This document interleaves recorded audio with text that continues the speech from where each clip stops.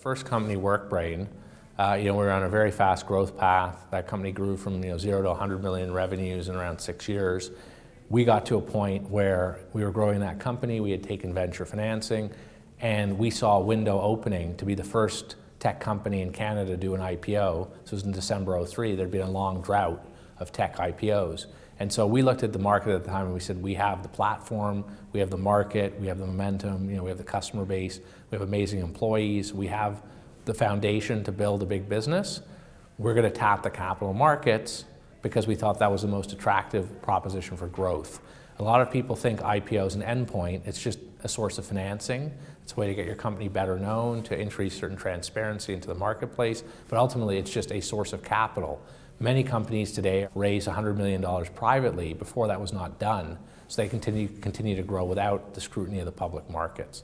So in that case, the way we did it was simply like we had a good story to tell. We had the great growth, we had the blue chip customers, we had the market segments, that there was an appetite for our business as a public offering. In the case of Ripple, we got acquired very quickly. We started in late '08 and we were acquired in February of 11 with the deal announced a few months prior. And that happened as a result of not a plan. It happened because the situation arose.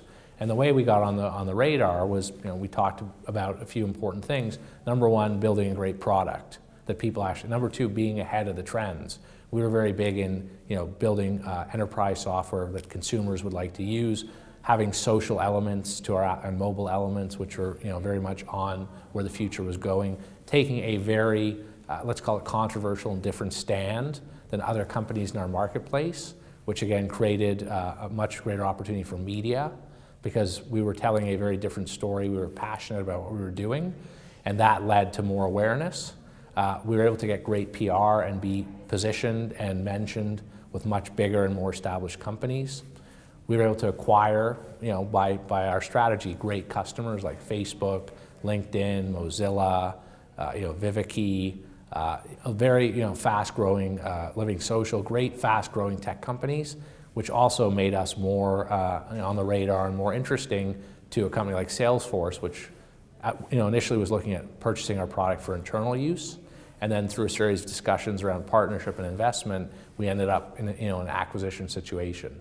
And again, those sorts of things, again, wasn't the plan, but I think the way it happens is if you have the right vision, you're in the right market, you have the right customers, you build the right culture, you have the right brand awareness, and also you fit strategically with a bigger company that can take what you have and push it to the market much quicker, and that they like you. Like, let's not underestimate that too.